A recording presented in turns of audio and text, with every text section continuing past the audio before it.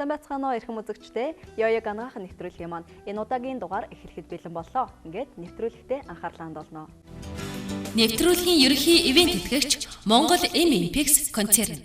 Та ядарч сулдаж байна уу? Та санаа зовох хэрэггүй. Хүний биеийн дархлын систем нь эрдэсийн зохистой харьцаа хангалтсан хамгийн сайн байдаг. Таны организмын макро, микро элементийн зохистой харьцааг агуулсан гайхамшигтай найрлагатай маш богино хугацаанд дархлааг сэргээх бириш тусал тань туслана. Монгол M-Impex концерн. Эрхэм үзэгчдээ студид цонхтой эмнэлгийн мэс заслын хэмжээ лав гаярэмж урагд ирсэн байна. Танд орой мэндийг хүргэе.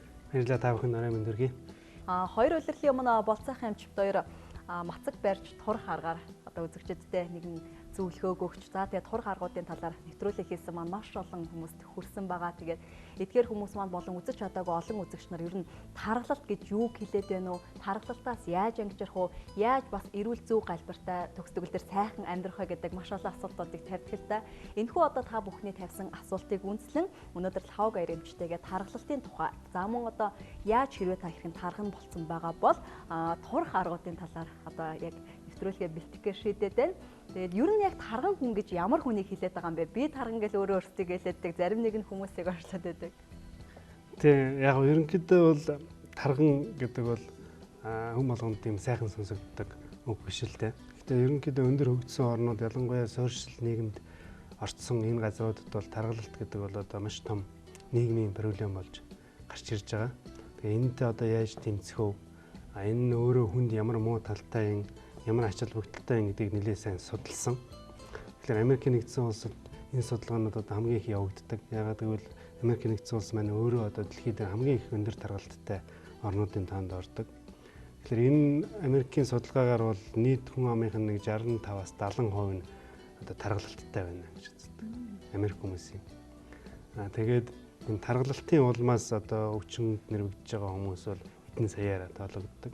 Зөвхөн энэ өвчнгөөсөө болоод хүндэрч байгаа одоо 100 гаруй 200-аад мянган хүн жилдээ байдаг гэж. Ингэж тооцсон. Тэгэхээр таргалалт маань өөрөө одоо ямар их хор оршигтай ямар хэцүү нөхцөл вэ гэдгийг одоо хүн болгон шахуу мэддэг, ойлгодог болж эхэлж байгаа нийгэмд бол ялангуяа одоо та бүхэн сүүлийн үед төр сахарын диабетийн тухай асуудал их өргөн яригдчих эхэлж байгаа. Тэгэхээр энэ сахарын диабетийн гол одоо өвчин үүсгэх шалтгаануудын нэг нь бол таргалалт байдаг.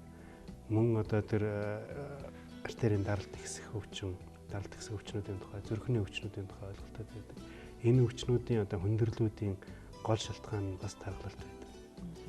Тэгэхээр энэ бүдгнээс ингээ харахад бол таргалалт гэдэг маань хүнд одоо ямар их хортой вэ гэдгийг ангаах ухаан бол маш сайн ойлгосон. Тийм учраас бид нар одоо таргалттай тэмцэх нь бол хүний амь насыг аврах одоо хамгийн чухал одоо сэдв юм байна гэдгийг нийтээр одоо хүлээн зөвшөөрсөн байна. Гэтэл яг тархалтын үүсэх шалтгаан нь хэдэн төрөл байгаад байна уу? Зарим хүмүүс ч баг тийм айхтар хідээд авахгүй мөртлөө тархлаад байна гэж яриад байдаг, өвчнөөс үүдэлтэй л гэж яриад байдаг. Тийм таргалт үүсэх маш олон шалтгаанууд байдаг. Ихэвчлэн одоо амьдралын хэм маяг амьдарч байгаа нийгмийн орчин энэ юмнуудаас бол таргалт үүсэх магадлал нь их өндөр гэж үздэг. Дээрээс нь идэж ууж байгаа бүтээгдэхүүнүүдийн одоо хагас боловсруулсан бүтээгдэхүүнүүд, хурдан шимэгддэг бүтээгдэхүүнүүд, сахар ихтэй бүтээгдэхүүнүүд гэх мэт энэ бүтээгдэхүүнүүдийг хэрэгжилж байгаа тохиолдолд бол таргалалт их илбэг болчихж байгаа юм. Бас нэг одоо гол шалтгаан нь бол одоо генийн удмын гаралтай таргалтууд гэж байдаг. Одоо нэг гэр бүлийнхэн тэр чигээр ашихаа бүгдээрээ тарган байх тохиолдлууд илбэг байдаг. Тэгэхээр энэ удамшил бол бас их том факторуудын нэгэнд ордог. Тэгэхээр түрүүн та асуусан шүү дээ. Таргалалт гэж одоо юугаар нь хэлэх юм бэ? Бид нар хараад гадна талаас нь хараад тарган хүнийг хараад тарган гэж хэлэх юм уу? Эсвэл одоо нэг хүн хоёр хүн одоо юу гэдэг нэг хүнийг хараад нэг нь тарган гэж хэлнэ, нөгөөх нь нөгөө тарган гайгүй байж таа гэж хэлнэ те. Тэгэхээр энийг юугаар тодорхойлох вэ гэдэг асуудал гарч ирдэг. Тэгэхээр ангаах ухаанд бол тодорхой томьёол байдаг. Одоо хүн болгон энийг өөрөө одоо шийдчихэд маш энгийн бөгөөд амархан ийм ойлголт байдаг. Энэ нь бол биеийн жингийн индекс гэсэн ийм ангаах ухааны томьёол байдаг. Тэгэхээр энэ томьёолыг яаж боддог вэ гэхлээр хүний өндрийг биеийнхэн жингийн квадратад хуваачхлаар биеийн жингийн индекс гэсэн ойлголт гарч ирдэг. Тэгэхээр энэ биеийн жингийн индекс маань өөрөө хүний таргалтыг өөрөө одоо юм эсвэл хин нэгэн танд одоо таргалттай байна уу үгүй юу гэдгийг тооцдог маш энгийн арга. Өөрийнхөө биеийн өндрийг хэмжээд жингээ хэмжээд тэрнийхээ квадратыг өөрийнхөө хүндийн жинтэй хуваачхлаар биеийн жингийн индекс гэдэг тоо гарч ирдэг. Энэ тоо 30 хүртэл байх юм бол хүн хэвийн гэж үздэг. Өнөөдөр та бол тархан хүн үү? Энэ үзүүлэлтээр хооч үзсэн үү? Би одоо өөрийгөө бодож үзээгүй.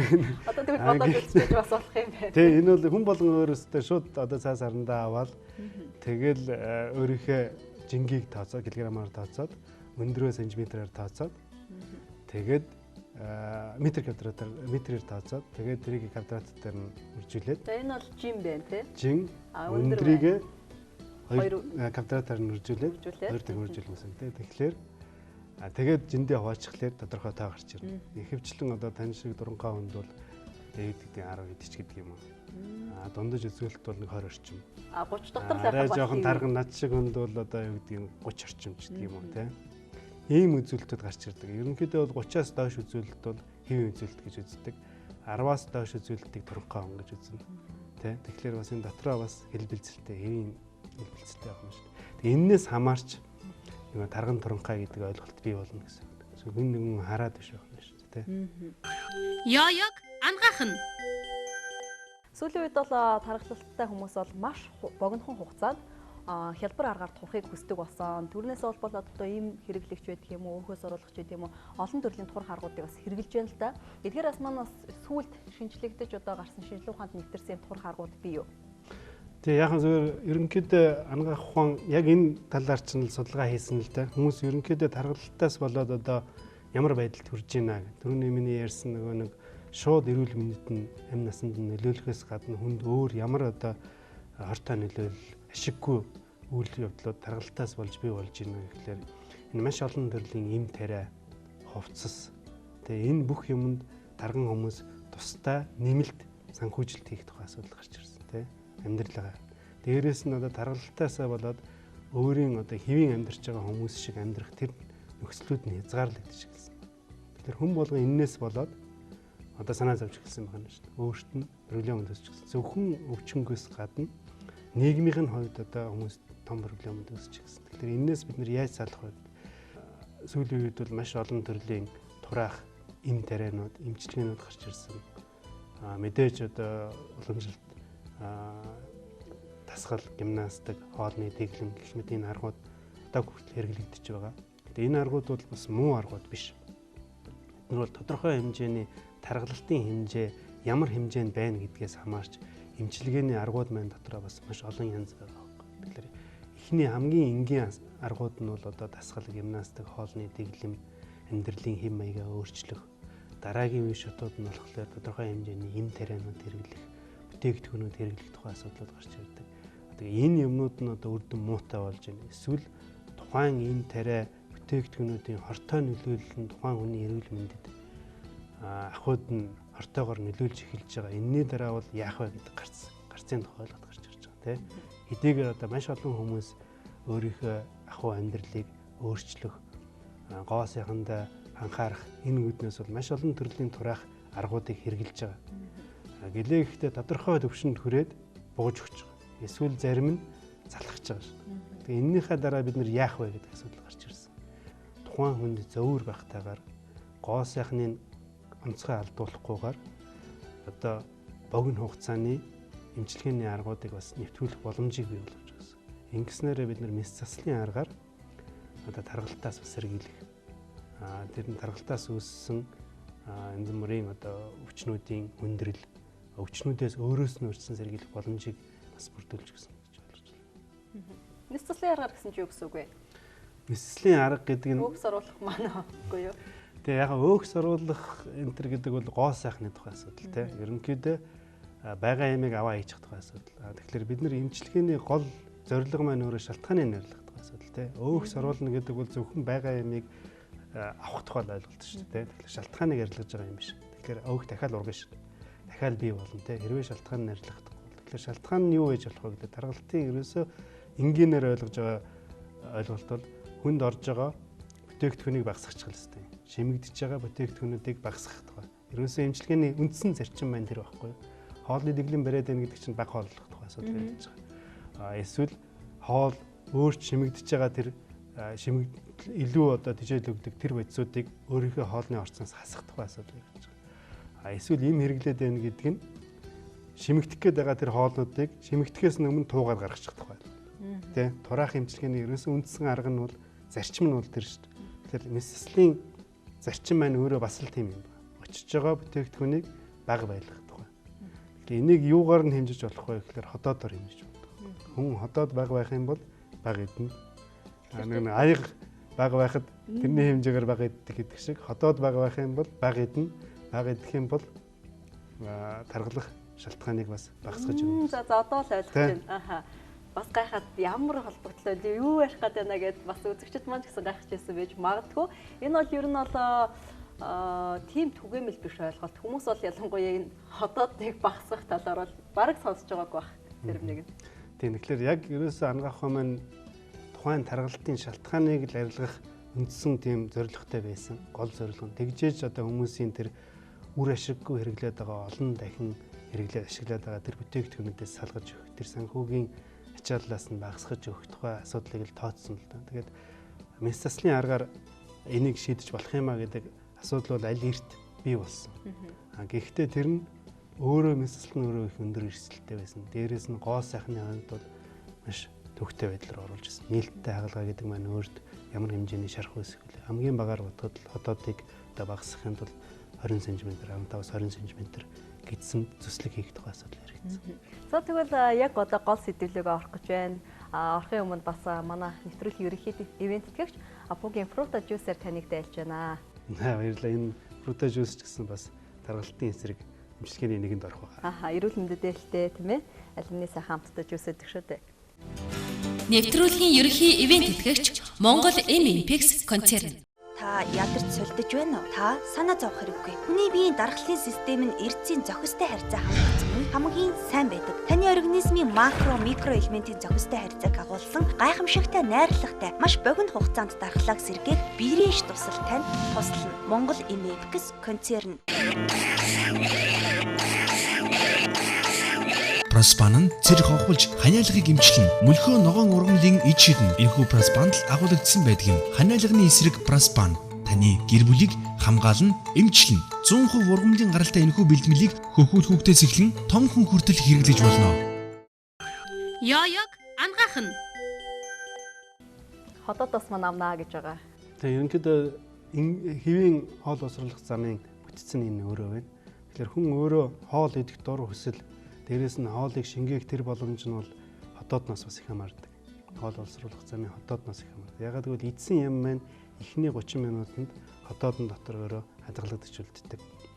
Тэгэхээр хэрвээ одоо ходоод хүмүүс ярьдаг чинь энгийн одоо ардын хүмүүсийн ярьдаг бол ходоод багтаа хүн баг нэг дор баг иддэг чи ходоод ч баг юм уу гэдэгтэй яг ижилхэн ходоод сунцсан байна, ходоод агшсан байна. Би ихэдээд байна одоо ходооднд эндээ том юм а гэдэг. Яг тэрнтэй механик утгаараа ялах юм бол бас ойролцоо агуулгадгүй юм байна л да. Хугтун.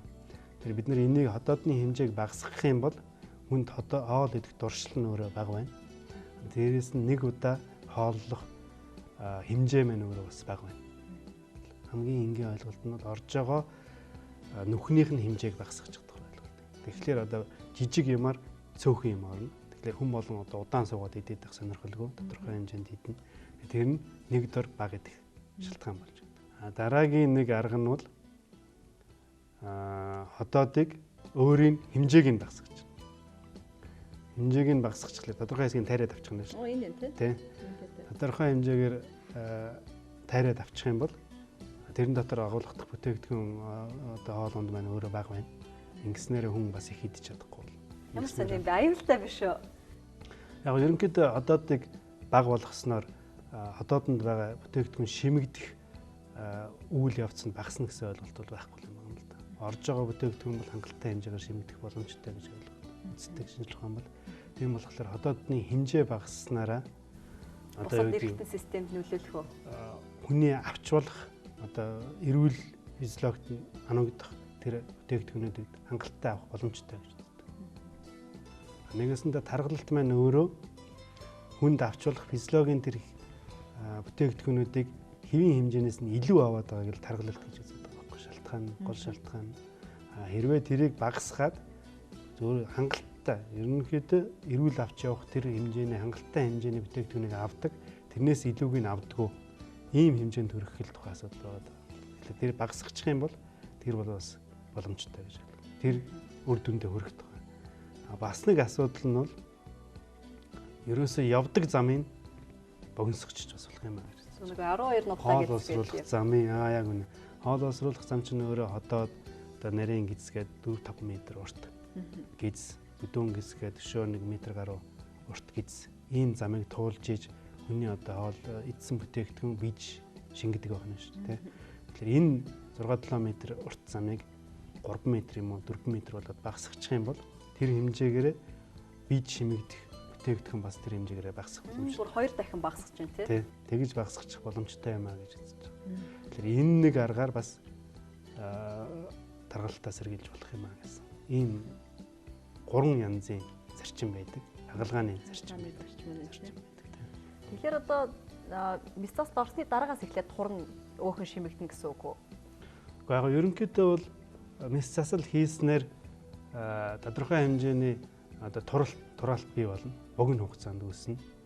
Дээрээс нь тодорхой хэмжээний эмчийн хяналт шаардагдана. Одоо тухайн хийгдсэн хагалгааны дараах нормал одоо хэвийн хүний авах ёстой уурга бүтээгдэхүүнүүд нь бүрэн авч чадж гин үгүй юу гэдгийг бас эмч хянах ёстой. Дээрээс нь мэдээж одоо өөх тосон шимгэснийхаа дараа тодорхой хэмжээний гоо сайхны тухай асуудал яригдана. Энэ нь бол тустай ойлголт байх гэсэн. Сонирхолтой байна. Тийм байгаа үстэй тийм. Сони бид тарган хүмүүс хийлгэшлээ гэхэд өөхөн шимэгдэл алга болох юм байна та. Тийм ерөнхийдөө торчин гэсэн үг байхгүй. Тийм. Өөхөн нөгөө эдисний өөрөө шимээдэг. Одоо юу гэдгийг хүн бүйлжэл өгөөд ирэхлээр жин хасаад эхэлж байгаа гэдэг чинь яг тэрнтэй ижилхэн л тодорхой хэмжээгээр организм өөрөө өөхийг ашиглаждаг байхгүй. Өөртөө одоо юу гэдэг хоол баг идж байгаа хүнд өөртөө байгаа өөхийг тухайн хүн өөрөө хайлуулад ашиглаждаг байгаа юм байна. Яяг ангахна. Та сая 3 төрлийн мэс заслын тухай ярьлаа шүү дээ. Ходоод нас тайрах тийм ээ. Энэ 3 аргын бас аль нь надад илүү үр дүнтэй болоо. Зарим нэг хүмүүс эрсдлийн тухай бодож байж магадгүй. Тийм ерөнхийдөө аливаа хагалгаа бол өөрөө тодорхой хэмжээний эрсдлийг агуулна. Тэгэхээр одоо хагалгаа бол ямар ч имжлэгийн нийцсэн арга байх шаардлагатай байдаг. Гэхдээ бас тодорхой хэмжээний өндөр давуу талыг бий болгодог. Тэгэхээр би түрүүн хэлсэн ш дурангийн хагалгаа хөгжснөөр энэ хагалгааны эрсдлийг бол одоо маш их багасгасан. Дээрээс нь гоо сайхны асуудлыг бол маш сайн шийдэж өгч чадсан. Тухайн таргалтын үе шат ямар хэмжээнд байна гэдгээс хамаарч энэ 3 хагалгааны хувилбарууд мань хоорондоо сонголтыг бий болгодог. Төрөний эхний хувилбар нь тэр нэг боох тухай ойлголт байсан шүү дээ. Тодорхой одоодны тодорхой хэсгийг боох тухай ойлголт байгаа. Одоо энэ хагалгаа бол өөрөө таргалтын зэрэг нь харьцангуй бага хүмүүст хийгдэх боломжтой ийм хагалгааны тоонд ордог. Дээрээс нь харьцангуй зовөр багтай, эрсдэл багтай, хүндрэл багтай хагалгааны тоонд ордог. Дээрээс нь энэний давуу тал нь юу вэ гэхээр тодорхой хугацаанд өөрийнхөө идэх хоол ундыг өөрөө одоо зохицуулах. Одоо нэг хадоодныхаа боосон тэр боолтыг том жижигийг өөрөө зохицуулчих бас болно. Нэгэнт хагалгаа хийсний дараа нөгөөдхөө тохируулга хийж болдог. Ийм удирдлага шиг тодорхой хэмжээний удирдлага хүний биед суулгагдсан байж байдаг. Яг дөнгөж одоо таргалж эхэлж байгаа хүмүүс бол энэ мис заслыг хийлгэж болох нь байна. Тэгээ ерөнхийдөө мис заслыг бол таргалж эхэлж байгаа гэхээс илүү таргалалт нь тухайн хүний одоо эрүүл мэнд нийгмийн асуудал, гоо сайхны асуудалд одоо нөлөөтэй байна гэж үзсэн тохиолдолд хагалгаа хийх шийдвэр гардаг. За дараагийн хагалгаа маань. Энэний дараагийн хагалгаа маань одоодыг тайрах тухай асуудал байна. Энэ нь бас өөрөө бас тийм хүн хагалгааны тоонд ордог.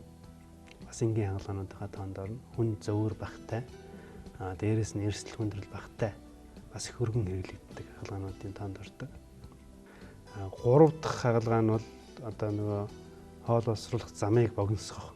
Энэ хагалгаа маань арай өөрөө илүү нарийн, илүү эрсдэлтэй хагалгааны хувьд бас өндөр ур чадвар шаарддаг ийм хагалгаа байдаг. Тэгээд энгийн түрүүний хийгдсэн 2 хагалгаагаар эцсийн үр дүн хүрэх боломж нь бол хязгаарлагдмал байдаг. Тийм учраас эцсийн үр дүнг сайжруулахын тулд өссөн өсөөгүй дараагийн одоо эрсдэл өндөртэй боловч үр дүн сайтай имчилгээний арга руу шилждэг. Тэгэхээр одоо Америк юм уу босод өндөр хөгжилтэй таргалалт ихтэй орнуудад бол 3 дахь хэлбэрийн хангалгаанууд бол их хэлбэг байдаг. Тэгэхээр өнөөдрийн нэвтрүүлгээр үзэгч та бүхэндээ сонготой эмнэлгийн эмчил хавгаар эмч хүрэлцэн ирж тархалтын одоо үнд шалтгаан болоод байгаа тэр ходоод нэг тийм ээ дурангийн мэс заслаар хэрхэн бас тайрч багасгаж болдог вэ гэхлээр маш тийм сонирхолтой мэс заслын шийдлийн талаар танилцууллаа. Тэгээд үзэгч та бүхэнд бас магадгүй яг энэ төрлийн хагалгаас хонгоёд турхаа шийдсэн бол Монголд ер нь энэ мэс заслууд хаана хийгддэг юм бэ? Монголд харахандаа хийгдэж амжаагүй байгаа. Гэхдээ сонготой эмнэлэгт бол 2 чөнд хийгдсэн. Цаашдаа бол бид нар энэ чиглэлээр илүү ажиллах сонирхол байгаа. Ерөнхийдөө дурангийн мэслийн эмч нар бол энэ чиглэлээр илүү мэргэжсэн байдаг. Сонготой эмнэлэг бол өөрөө дурангийн мэслэлээр илүү дэлгүү ажилдаг. Ер нь нийт хагалгааныхаа бараг 95-аас дээш хувийг бид нар дурангийн мэслэлээр хийдэг. Тэгэхээр энэ чиглэлээр бид нар илүү дэлгүү ажиллаж байгаа. Мэдээж одоо нийгмийн донд бас энэ эмчилгээний аргуудыг зөв таниулах, хүмүүс зөв ойлголт бий болгох гэсэн энэ алхмууд бол бас биднэрт чухал л да. Тэгэхээр бид нар цаашдаа энэ чиглэлээр илүү дэлгүү ажиллах тухайс бол яригдах хэрэгтэй. За ингээд өнөөдрийн урилгыг хүлээн авч хүрэлцэн ирсэн танд баярлалаа. Анхаарлаа хандуулсан та бүхэнд баярлалаа. Яаяг ангахна. Үзэгч та бүхэн өргөжлөл манай нэвтрүүлгийн ерөнхий ивент итгэж Монгол Эмэмпексийн эрүүл мэндийн нэмэлт бүтээгдэхүүний тайлбарыг хүлээн авна. Нэвтрүүлгийн ерөнхий ивент итгэгч Монгол Эмэмпекс концерн. За Монгол Эмэмпекс концерноос хүргэдэг зөвлөгөө болон маань эхэлж байна. Тэгэхээр өнөөдрийн дугаараар та бүхэндээ Унгарын алдар тусал болох дархлаа сэргээгч шидэт тусал Бершийг танилцуулж байна. Берш Монгол улсын эмийн бүртгэлд биологийн идэвхт нэмэлт бүтээгдэхүүнээр бүртгэгдсэн за ийм нэг төрлийн макроэлемент, 7 төрлийн микроэлемент агуулсан дархлаа сэргээх тусал байгаа. За Берш туслыг маань 1972 онд за Унгарын алдарт эрдэмтэн Йожеф Берш гэж хүн анх зохион бүтээсэн байдгийн. Тэгэхээр Берш шавнырынхаа хамт юг одоо зорилгоо болгосон бэ гэхээр дархлаа сэргээх төгс эмийн бүтээгдэхүүнийг илрүүлэхийн тулд одоо энэ туслыг зохион бүтээсэн байдаг юм а. Тэгэхээр Берш туслын маань үндсэн найрлаганд нь төмөр хэмээх микроэлемент, за тэгээд түүнээс гадна цайр, манган, зис, молибден, селен, хром, фтор гэсэн ийм микроэлементүүд агуулдаг. Тэгэхээр та бүхэн энэ элементүүдийг сонсоод ерөнхийдөө бол дархлаа сэргээх, за түүнээс гадна бодисын солилцоонд оролцдог. Тэгэхээр Берш туслыг ямар үед хэрэглэхэд илүү тохиромжтой вэ гэхээр ядаргаа сүлдааны үед, за мөн түүнээс гадна хоолны дуршил бүрсэн үед, тамир тэнхээ сүлдсэн үед, хавдрын өвчтөй хүмүүст биеийн дархлаа сайжруулах зорилгоор мөн хоол тэжээлийн дутагдлын үед, за үлэмжих стрессийн үед гэх мэтчлэн олон зорилгоор хэрэгжилж болдог юм туслаагаа. За хэрэглэх аргыг та бүхэндээ танилцуулж өгье. Энэ маань өөрөө одоо тусал хэлбэртэй эмийн бүтээгдэхүүн. Тэгэхээр 4 наснаас эхэлж хүүхдэд хэрэглэж болох бөгөөд 4-өөс 10 настай хүүхэд 9 туслаар өдөрт 2 удаа, за 11-ээс 14 настай хүүхэд 18 туслаар өдөрт 2 удаа, 15-аас 18 насны өсвөр насны хүүхдүүд маань 23 туслаар өдөрт 2 удаа, за насанд хүрсэн 27 туслаар өдөрт 2 удаа уудаг. Уухад бол маш амар хялбар үнэргүй ийм уусмал байгаамаа. Хэрэглэхдээ бас анхааруулах зүйлүүд бас байна. Тэгэхээр сүү кофетэй хамт хэрэглэж болохгүй. Яагаад гэвэл энэ үед эдгээр эрдэс байдлын маань шимэгдэлтийг бууруулдаг. За түүнээс гадна цайнд одоо хийж уух юм бол цай маань харалдаг. За энэ бол танин хэмээх бодис үүсэж байгаатай холбоотойгоор. Гэхдээ энэ бол ямар нэгэн хор нөлөө байхгүй.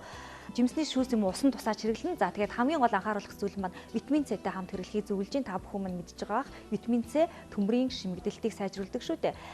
За ингээд одоо бидэрт та бүхэндээ өнөөдөр Берш хэмээх туслыг танилцууллаа. Тэгэхээр одоо ядаргаа сүлдаалсан тамир тэнхээ сайжруулахыг хүсэж байгаа хүн болгон манай Берш туслыг хэрэглээрэй.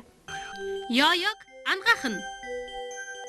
Таны болон танай гэр бүлийн эрүүл мэндийн боловсрол зориулан бүтээдэг Яаяг ангахын нэвтрүүлгийн маань энэ удаагийн дугаар өндөрлөж байна. Нэвтрүүлэгтэй холбоотой санал хүсэлтэд доорх мэйл хаягийн дэлгээгээрэй. Ингээд дараагийн дугаараар эргэн уулзлаа. Баяртай үзэгчдээ.